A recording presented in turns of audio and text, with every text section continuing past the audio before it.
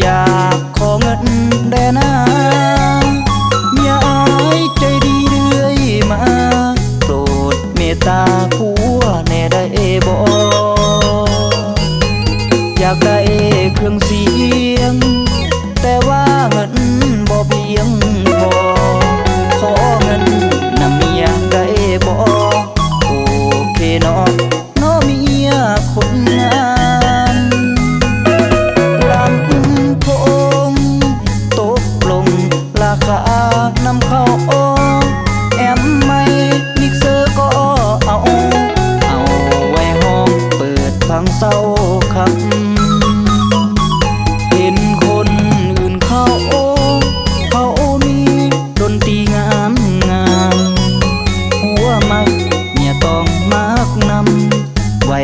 เปิดยามมีบุญมีงานยามมีคนจ้าง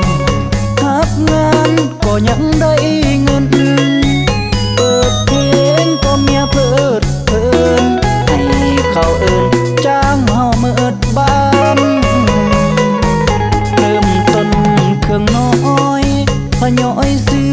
เอาเทื่อละคันสิหอมแก้มเมียทุกวันหากเมียนั้นใจดีซื้อให้ใจมากฮักเมียก็ฮักนักหนามักม่วนเป็นบางเวลาปรารถนาอยากมีเครื่องใหม่สุขใจอีหลีคนมีดนตรีในใจอยากมีดนตรีวงใหญ่มักสุดใจเรื่องเครื่องเสียง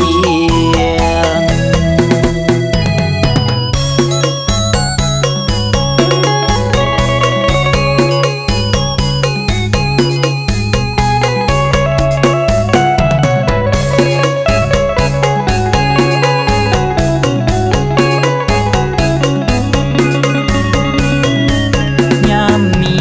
คนจ้างทับงานก็ยังได้เงินเปิดเพลงก็เมียเพลิดเพลินให้เขาเอิ้นจ้างเฮาเมิดบ้านเริ่มต้นเครื่องน้อยพะย้อยซื้อเอาเทื่อละคันสิหอมแก้มเมียทุกวันหากเมียนั้น